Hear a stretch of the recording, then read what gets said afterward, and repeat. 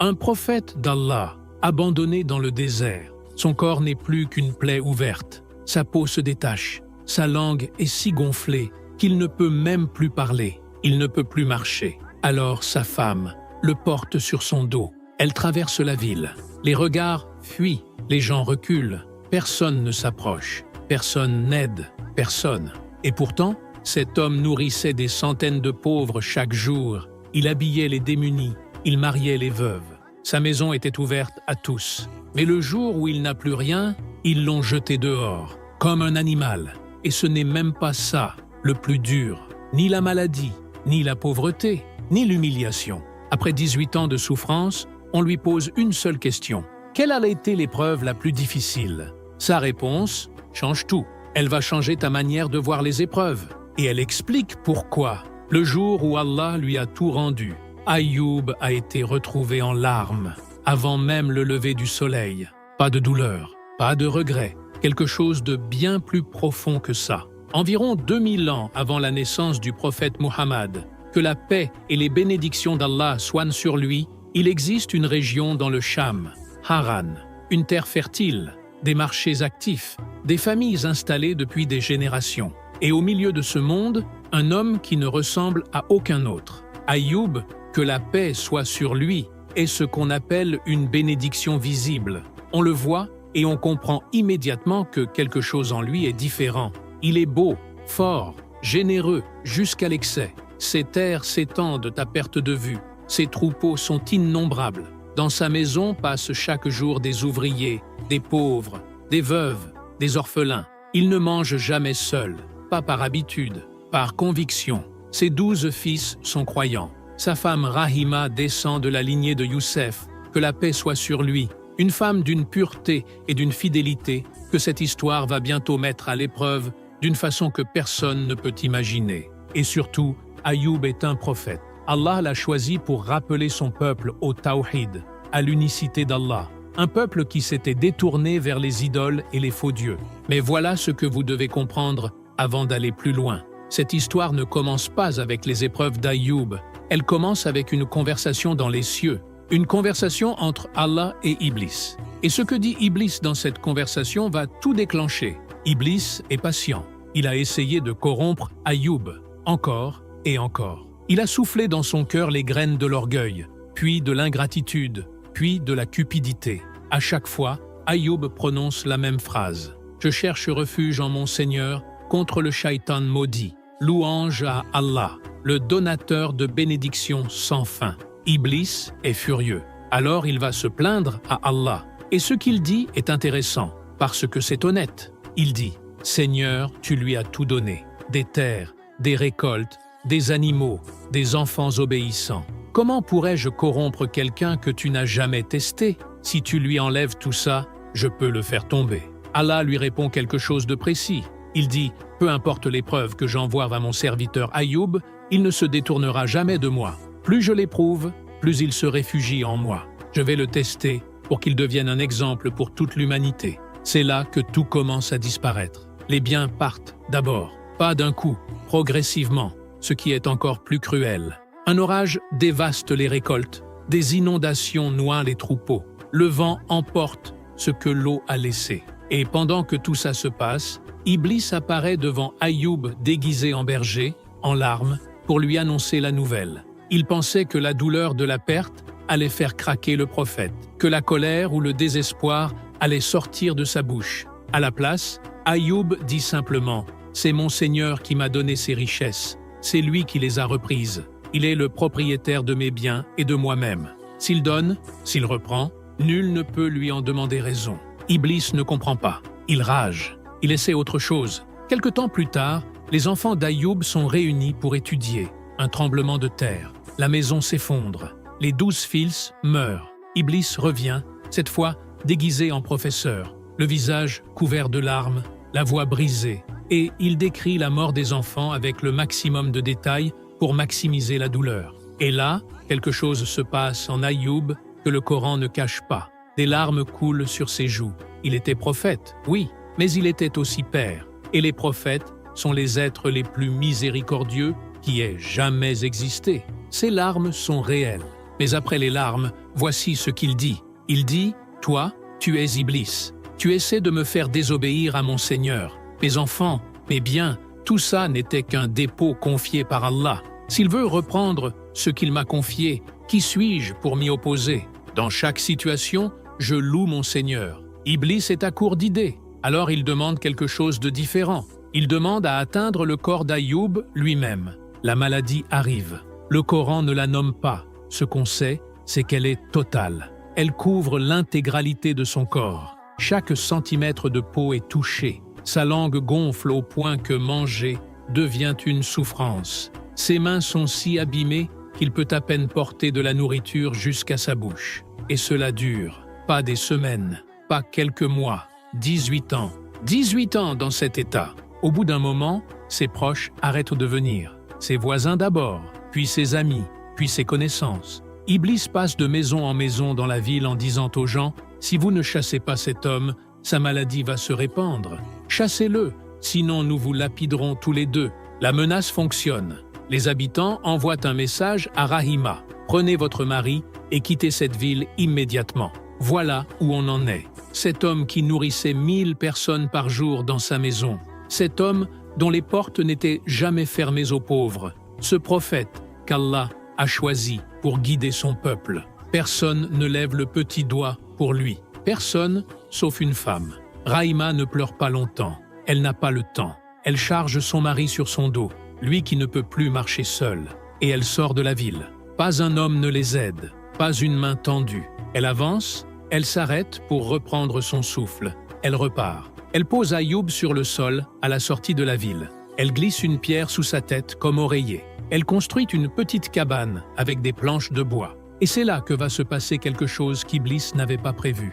Couché dans cette cabane, incapable de se lever, couvert de plaies, exilé par son propre peuple, Ayoub continue à faire la même chose. Il rappelle aux voyageurs qui passent de se souvenir d'Allah. Il leur conseille la patience et la gratitude. Sa langue gonflée, il prononce quand même les mots. Iblis a tout essayé. Il ne peut pas atteindre le cœur de cet homme. Alors il change de cible. Il s'attaque à Rahima. Rahima travaille en secret dans la ville pour rapporter de quoi manger. Elle file du tissu pour des femmes, des corvées ici et là. Quelques pièces que des femmes compatissantes lui glissent discrètement. Parce que celles qui l'aident ouvertement risquent d'être punies. Iblis lui apparaît d'abord sous les traits d'un homme ordinaire. Il lui dit « Tu es la fille d'Éphraïm, fils de Youssef. Pourquoi tu t'épuises comme ça ?» Rahima lui répond sans hésiter. Elle dit « Oui, c'est qui je suis. Et mon mari est Ayoub, le prophète d'Allah. Il est éprouvé aujourd'hui, mais je suis son servante et je continuerai à le servir tant que je pourrai. » Iblis repart. Il revient plus tard déguisé en médecin. Il lui dit « Je peux guérir ton mari, à une condition. Tu mets un peu de vin dans sa boisson et quand il est guéri, tu viens me voir et tu dis que c'est moi qui l'ai guéri. » Rahima rentre et raconte tout à Ayoub. Il la prévient. C'est Iblis. Il veut nous séparer de notre Seigneur. Reste loin de lui. Iblis réessaie encore une fois. Cette fois sous les traits d'un homme séduisant qui lui propose des terres, des jardins, une vie confortable, en échange de quoi elle abandonnerait tout ce qu'elle est.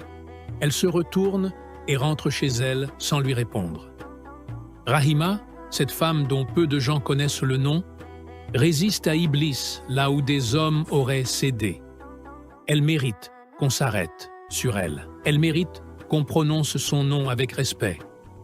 Un jour, et on ne sait pas lequel, parce que dans l'épreuve tous les jours finissent par se ressembler, Rahima dit doucement à son mari « Mon bien-aimé, pourquoi ne demandes-tu pas à Allah de te soulager de cette douleur ?» Ce qu'Ayoub répond à ce moment-là est peut-être la phrase la plus puissante de toute cette histoire. Il dit « Oh Rahima, combien d'années avons-nous vécu dans la santé et le bonheur ?» Elle répond « 80 ans. » Il dit « Je n'aurai pas honte de me plaindre à mon Seigneur avant que le temps de l'épreuve égale le temps du bien-être. 80 ans de bénédiction, 18 ans d'épreuve. Et il trouve que c'est trop tôt pour demander la fin de la souffrance. C'est ça, la patience d'Ayoub, pas l'absence de douleur, pas l'insensibilité. C'est un homme qui ressent tout. et qui choisit malgré tout de ne pas demander à son Seigneur de faire autrement. Mais alors, est-ce qu'il a prié? Est-ce qu'il a supplié? Oui, il a prié. Et le Coran nous rapporte exactement comment. Pas de longs discours, pas de liste de plaintes. Une seule phrase, d'une sobriété absolue.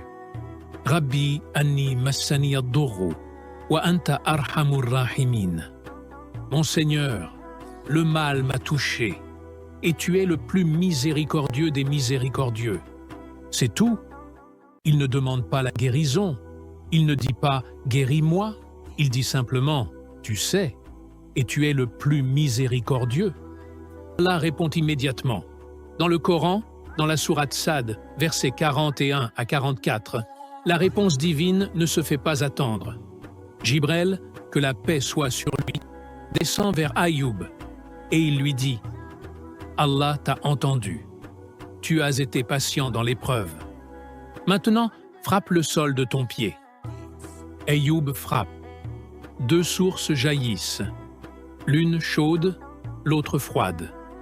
Il se lave avec l'eau chaude, et les plaies sur sa peau disparaissent. Il boit l'eau froide, et la maladie qui rongeait son intérieur s'efface. Sa langue reprend sa place. Ses mains retrouvent leur force. Et lui qui était devenu peau et os, il retrouve sa vigueur, sa beauté, la force de sa jeunesse. Jibril le revêt de nouveaux habits. Et alors commence quelque chose que le prophète Muhammad, que la paix et les bénédictions d'Allah soient sur lui, a décrit dans un hadith. Des sauterelles d'or commencent à tomber du ciel sur Ayoub. Il ouvre son manteau et les recueille. Allah lui dit « Ayoub, ne t'ai-je pas rendu riche à nouveau en te rendant tes biens ?»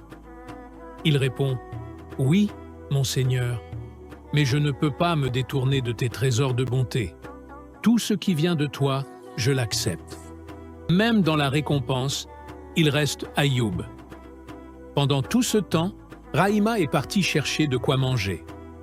Elle rentre vers la cabane. Elle appelle. Personne ne répond. Elle panique. Elle sort en courant. Elle frappe aux maisons. Elle demande aux gens. « Vous n'avez pas vu mon mari? Quelqu'un l'a-t-il vu? Il ne peut pas marcher seul. » Un jeune homme la croise. Il lui demande de lui décrire son mari. Elle décrit l'homme qu'elle a connu dans sa jeunesse, dans sa force, dans sa beauté. Le jeune homme dit « Par Allah, sa jeunesse ressemble à la tienne. » Et là, une voix lui parvient. « Mon épouse, qui appelles-tu? Qui cherches-tu » Elle se retourne. L'homme qu'elle voit ne ressemble pas à ce qu'elle a porté sur son dos. Plus de plaies, plus de maigreur, plus d'épuisement sur son visage. Elle dit « Cela ne peut pas être mon mari. Mon mari était vieux et malade. Il était toute ma vie et je l'ai perdu. » Il sourit et dit doucement « Ô Rahima, cet homme malade, c'était moi. Allah a restauré ma santé. » Rahima s'effondre en larmes. Ils se tiennent l'un l'autre et ils pleurent ensemble. Pas de douleur, mais de gratitude. 2 raka'at de salat, côte à côte, pour remercier Allah de tout ce qu'il a fait. Et par la grâce d'Allah, Rahima retrouve elle aussi sa jeunesse et sa beauté. Il est narré qu'ils vivent encore 70 ans ensemble après ça, et qu'ils sont bénis de 16 enfants. Ils rentrent à la ville. La nouvelle se répand avant même qu'ils n'arrivent aux portes. Les gens sortent pour les accueillir. Certains de ceux qui l'avaient abandonné reviennent en s'excusant, honteux de ce qu'ils ont fait. Et Ayoub, il les reçoit. Il ne ferme pas sa porte. Il ne punit pas, parce que l'épreuve a tout traversé en lui, sauf l'amour qu'il avait pour les gens. Allah dit dans le Coran, sourate Sad, « Nous lui avons rendu sa famille et les avons doublés en nombre, comme une miséricorde venant de nous et un rappel pour ceux qui possèdent la raison. » Un rappel, pas juste une récompense, un rappel pour toute l'humanité. Et maintenant, je veux qu'on s'arrête un instant, parce qu'on pourrait croire que cette histoire est terminée avec la guérison. Mais il y a un détail que la plupart des gens ne connaissent pas. Après sa guérison, après être rentré dans sa ville, après avoir retrouvé sa femme, ses biens et ses enfants, Ayoub est trouvé en pleurs avant l'aube. On lui demande « Pourquoi tu pleures? Tu souffres encore? Tu manques de quelque chose ?» Il répond « Pendant les années de maladie, chaque nuit avant l'aube, j'entendais une voix qui disait « Ô notre serviteur malade, comment vas-tu » Cette heure est revenue. Mais ce soir, je n'ai pas entendu « Ô notre serviteur en bonne santé ». C'est pour ça que je pleure. Cet homme a passé 18 ans dans la souffrance. Et ce qui lui manque dans la guérison, c'est l'intimité avec Allah qu'il avait dans la douleur. Voilà qui était Ayoub. On lui a demandé, après tout ça, dans toutes ces années d'épreuves, quelle a été la chose la plus difficile à supporter? Pas le manque d'argent, pas les plaies, pas la faim, pas l'exil. Il a répondu, les paroles des amis et leur éloignement. Le fait qu'ils se soient détournés de moi. C'est ça qui a fait le plus mal. Retenez ça. Un prophète, éprouvé au-delà de ce qu'aucun d'entre nous ne peut imaginer. Et la blessure la plus profonde n'est pas physique. Elle vient des gens qui ont préféré la peur à la loyauté.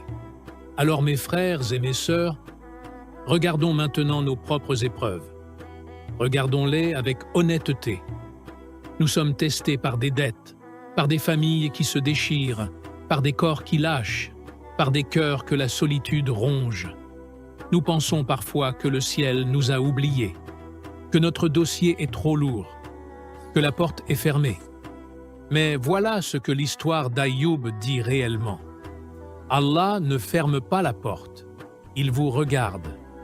Il vous entend même quand vous ne demandez pas. Et parfois, pas toujours, pas de la façon qu'on veut, pas au moment qu'on a choisi.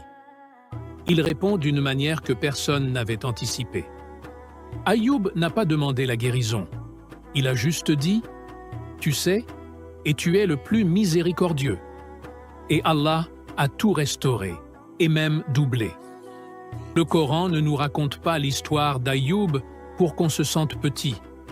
Il nous la raconte pour qu'on comprenne que l'épreuve n'est pas l'absence d'amour divin.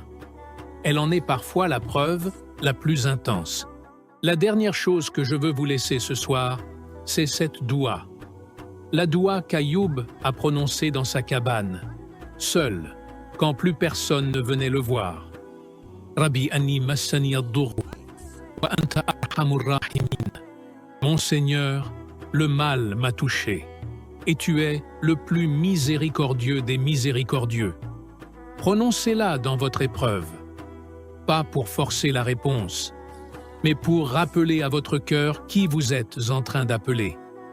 Qu'Allah nous accorde sa miséricorde, qu'il nous maintienne dans la foi dans nos moments les plus difficiles, et qu'il nous réunisse, nous et nos proches, sous la bannière de son prophète Muhammad, que la paix et les bénédictions d'Allah soient sur lui, au jour où nous en aurons le plus besoin. Amin.